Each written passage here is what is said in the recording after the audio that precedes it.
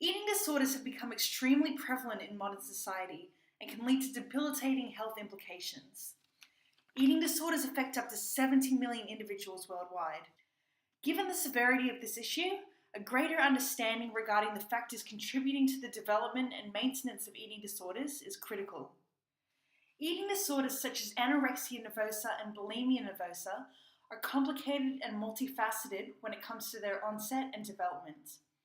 However, sociocultural factors, including the thin ideal body image for women, centrality of appearance, and the importance of appearance for societal success, have been identified as particularly relevant.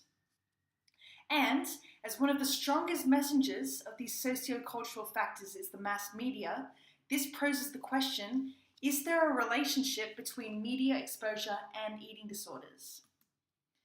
There is strong evidence to suggest that yes, there is, and this finding has been replicated extensively in the literature. Firstly, the rise in eating disorders has coincided with a decrease in women's ideal body weight as portrayed in the media. Secondly, women's magazines were found to contain 10 times more weight loss promoting articles than men's magazines, which is the same sex ratio reported for eating disorders. These findings all suggest a relationship between the mass media and eating disorders. However, little research has directly examined why this relationship is present and the various factors that mediate this association.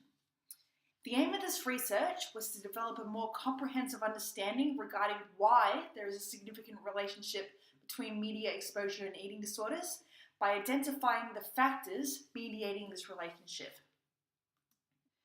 It was hypothesized that the relationship between media exposure and eating disorders was mediated by sociocultural factors, including gender role endorsement, ideal body stereotype internalization, and body dissatisfaction.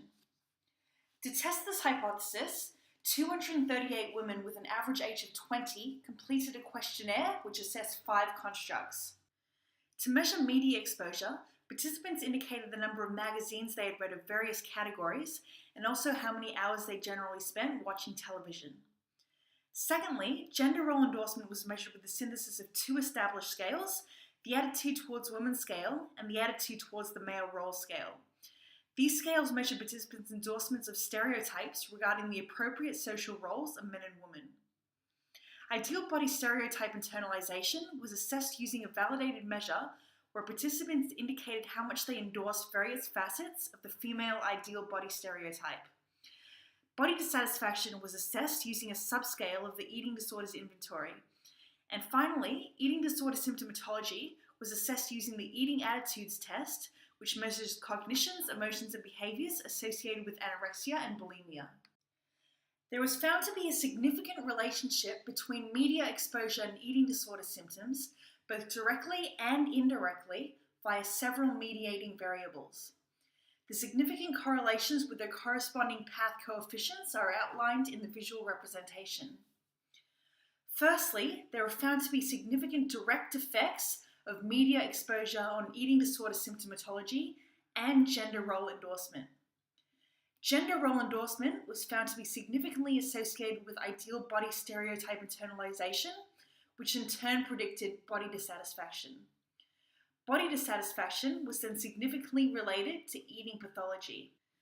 The results support our hypothesis in that internalization of sociocultural pressures, including gender role endorsement, ideal body stereotype internalization, and subsequent body dissatisfaction, mediates the relationship between media exposure and the development of eating pathology.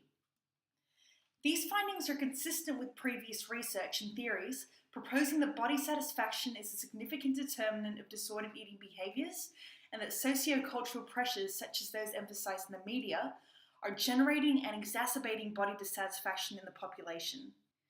The finding that media exposure was not directly associated with ideal body stereotype internalization was a novel finding and inconsistent with past research. This finding may have resulted from the use of a broad media exposure scale, which looked at the media as a whole rather than selectively choosing media forms that portray a thin ideal and are likely to exacerbate body dissatisfaction.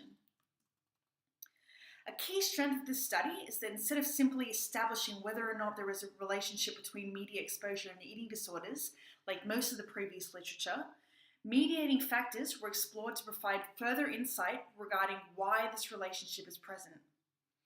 This study has many limitations that should be taken into account when interpreting the results. Firstly, as this research is solely correlational, causality cannot be directly established.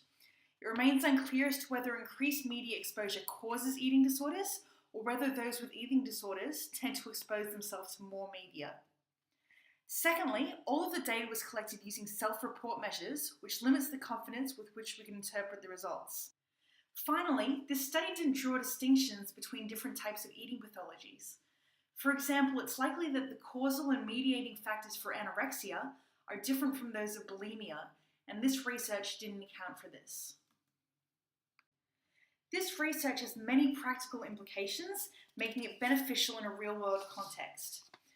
Firstly, as eating disorders are such complicated and multifaceted constructs that are still not entirely understood, increasing our understanding regarding the factors leading to the onset and development of eating pathologies is crucial. With this insight, we can improve the efficiency of our prevention and treatment programs and subsequently reduce the prevalence rates and severity of eating disorders in our society. As this research suggests that internalization of the thin ideal, gender role endorsement, and body dissatisfaction are mediating factors in the relationship between media exposure and eating disorders, prevention programs attempting to decrease internalization of the thin ideal and improve body satisfaction are likely to be beneficial.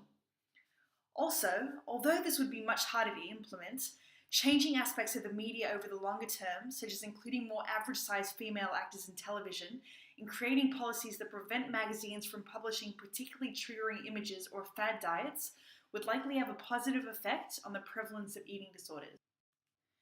Future research is needed to differentiate between the various different types and forms of media, rather than just exploring the effects of media exposure as a whole.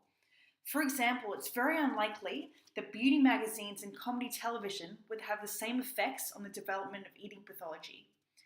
Therefore, further research using more specific media exposure measures would be beneficial. Also, as mentioned previously, different eating pathologies will likely have different factors relating to their onset and development, and therefore future research should explore eating disorders such as anorexia and bulimia as separate constructs. Finally, although most women are exposed to the media-portrayed thin ideal, only a small proportion of women go on to develop eating disorders. Future studies exploring factors that interact with sociocultural influences to ultimately reduce an eating pathology, such as self-esteem, would be helpful in further developing our understanding of the relationship between media exposure and eating disorders.